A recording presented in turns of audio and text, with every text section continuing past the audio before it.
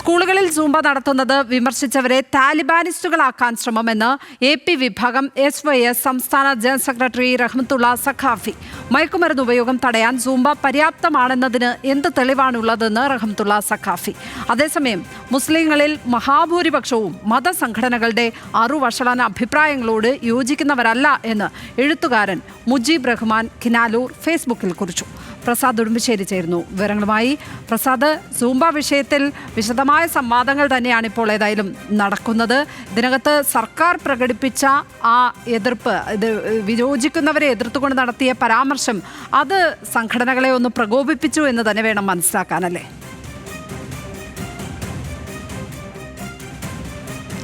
തീർച്ചയായും ലക്ഷ്മി, അതുമാത്രമല്ല അതുമായി ബന്ധപ്പെട്ടുകൊണ്ട് സമുദായ നേതാക്കൾക്കെതിരെ ഉയർന്നിട്ടുള്ള വിമർശനങ്ങൾ അതിനെതിരെയാണ് ഇപ്പോൾ SYSന്റെ സംസ്ഥാന ജനറൽ സെക്രട്ടറി റഹ്മത്തുള്ള സഖാഫി എളമരം ഫേസ്ബുക്കിൽ വിമർശനം നടത്തിയിട്ടുള്ളത്. അദ്ദേഹം പറയുന്നത് അതിനെ എതിർത്തുമായി ബന്ധപ്പെട്ട ആളുകളെ 19ാം നൂറ്റാണ്ടിലേക്കും താലിബാനിസ്റ്റിലേക്കും വഴിതിരിച്ചു വിടുകയാണ്.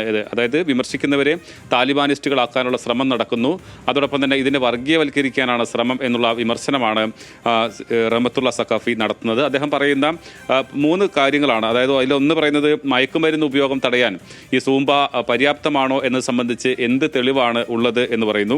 മറ്റൊന്ന് കായിക വിനോദങ്ങൾ എന്നിവ എല്ലാവരും നിർബന്ധപൂർവ്വം ചെയ്യേണ്ടതുണ്ടോ എന്ന് നിർബന്ധിച്ച് പറയാൻ പാടുണ്ടോ എന്ന് ചോദിക്കുന്നു. മറ്റൊന്ന് വ്യായാമത്തിനും കായിക പരിശീലനത്തിനും സ്കൂളുകളിൽ നിരവധി പരിപാടികൾ, അതായത് ഓട്ടം, ചാട്ടം മുതൽ കരാട്ടെ വരെ എന്നിവ സ്കൂളിൽ നിലവിലുള്ളപ്പോൾ എന്തിനാണ് സൂംബ എന്നുള്ള ചോദ്യമാണ് ഇദ്ദേഹം ഉന്നയിക്കുന്നത്. അതോടൊപ്പമാണ് പ്രധാനപ്പെട്ട വിമർശനം മതസമുദായ നേതാക്കളെ, അവരാണ് ഇതിൽ വിമർശനം ഉന്നയിച്ചിട്ടുള്ളത്, അവരെ താലിബാനിസ്റ്റുകളാക്കാനുള്ള ശ്രമം നടക്കുന്നു എന്ന വിമർശനം. അതായത് ഇതുമായി ബന്ധപ്പെട്ടുകൊണ്ടുള്ള സമുദായ സംഘടനകളുടെ വിമർശനം തുടരുകയാണ്, എതിർപ്പ് തുടരുകയാണ് എന്നുള്ളതാണ്.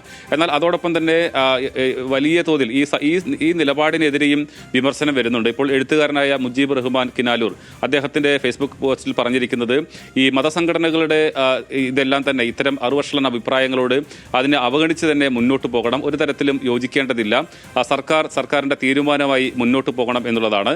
സമുദായ സംഘടനകളിൽ ഉള്ള മഹാഭൂരിപക്ഷം ആളുകളും ഇവർ ഈ പറയുന്ന കാര്യങ്ങളോടൊന്നും തന്നെ യോജിച്ചോ അല്ലെങ്കിൽ അതിനോട് യോജിച്ച് പോകുന്ന ആളുകളല്ല എന്നുള്ളതാണ് പറയുന്നത്. 20% ആളുകൾ മാത്രമാണ് ഇതുമായി ബന്ധപ്പെട്ട് നിൽക്കുന്നത്, മറ്റുള്ളവരെല്ലാം തന്നെ സ്വതന്ത്രമായി ചിന്തിക്കുകയും പ്രവർത്തിക്കുകയും ചെയ്യുന്ന ആളുകളാണ് എന്നുള്ള വിമർശനമാണ് മുജീബ് റഹ്മാൻ കിനാലൂർ പറയുന്നത്. എന്തായാലും ഇതുമായി ബന്ധപ്പെട്ടുകൊണ്ടുള്ള വാദപ്രതിവാദങ്ങൾ തുടരുകയാണ്. പക്ഷേ ഒരു കാര്യം, ഇന്നലെ സർക്കാർ മന്ത്രി തന്നെ ഇതാരെയും നിർബന്ധിച്ച് ചെയ്യിക്കില്ല എന്ന് പറഞ്ഞതോടുകൂടി തന്നെ ഈ വിമർശനത്തിൻ്റെ കനത്തിന് അല്പം കുറവ് വന്നിട്ടുണ്ട് എന്നുള്ളത് എടുത്തു പറയേണ്ടതുണ്ട്. നമ്മൾ തന്നെ ഇന്ന് പല ആളുകളുമായി പരസ്യ പ്രതികരണത്തിന് വേണ്ടി ചോദിച്ച സമയത്ത് പറയുന്നത്, എന്തായാലും മന്ത്രി അങ്ങനെ ഒരു അഭിപ്രായം പറഞ്ഞിട്ടുണ്ടല്ലോ, നമുക്ക് നോക്കാം എന്നുള്ള അഭിപ്രായമാണ് അവർ പങ്കുവച്ചത്. എന്തായാലും അതിൽ ഈ